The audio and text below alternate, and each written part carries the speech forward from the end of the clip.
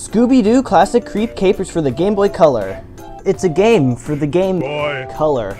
There's actually an NES version for this game, even though it only says for the Game Boy Color on the front. But today we're going to be talking about the Game Boy Color version, which was developed by Backbone Entertainment and released in 2001. So enough with the backstory, let's get right into this.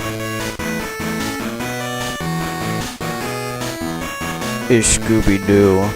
Shaggy? Daphne? Where are your faces? The game starts with our gang breaking down in front of an old mansion. They go looking for gas and they meet this guy, Mr. Jekyll. He tells you that he was working on a potion similar to the one his father was working on, the one that turns him into a monster, Mr. Hyde. But he was having some financing issues, so he had to start reusing some materials, so when he tried to test it, he passed out and woke up after a big jewelry robbery. So basically he thinks he is the robber, considering that the thief looks exactly like the ghost of his dead father. So this game plays like a point-and-click adventure game, except you walk around and press A. The first thing I would like to point out is the music. It's not very good.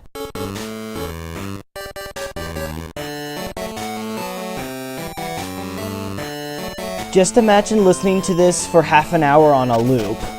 This game is split into 6 different chapters, so I will just give you a summary of what happened in all those chapters.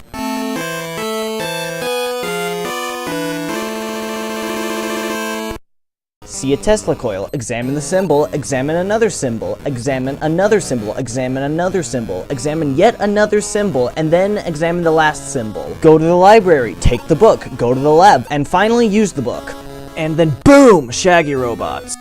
Now my question is, why do the robots look exactly like Shaggy? There's no way Dr. Jekyll could have seen Shaggy before this. Ugh, now I have to go save Fred. To do this, we go into the house, talk to Helga, pick up the pillow, look at the photo, talk to the boy, fall down the trap, use the robot, pick up the shards, use the shards on the cheese, eat all the cheese, pick up the electrical tape, look at the iron, washer, and dryer, use the soap, turn off the breaker, use the tape, turn the breaker on, use the levers, go to the library, pick up Velma's glasses, use the book, open the sack, take the lab coat, open the truck, take the key, use the book, talk to Helga, use the key, take the mustache, take the note, and finally return to the lab. And we did all of that just for a lab coat, glasses, and a fake mustache.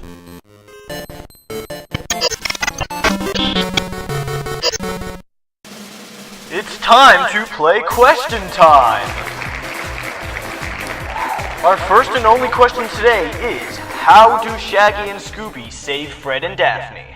Is it A, call the police, B, try and talk it out, or C, lure the look-alike robot into a dead zone causing it to malfunction and then take a key and make the mad scientist go away and use the key on Daphne and then grind Scooby's claw into the exact key you need and then go unlock the door holding Fred? Well, obviously the answer is C. I can't believe you didn't know that, you piece of... Now it's time to catch the suspect. Fortunately for us, Fred already has a plan. All we need is a rope, a net, and something slippery. So we grab the rope, then the net, and finally for something slippery, we grab a soap-soaked towel.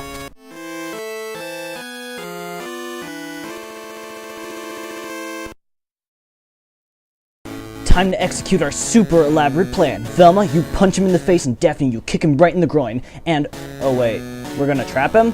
Oh, okay.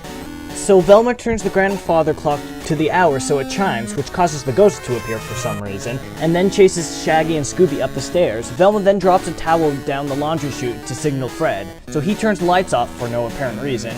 Then Shaggy and Scooby lead the ghost upstairs to a net trap that Daphne triggers. We caught him. Time to unmask the culprit. It's Dr. Jekyll. And the gang are surprised from this?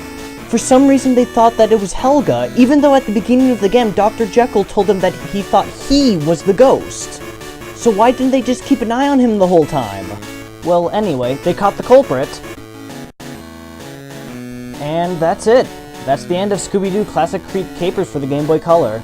Overall, it's not very good. The story is not very good, and the gameplay is designed to artificially extend the game time. And even then, it's super short. You could beat this game in under an hour. And the music is terrible. So would I recommend this game? No.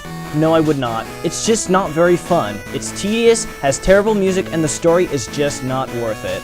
Thank you so much for watching this video. This is Spadraig signing off.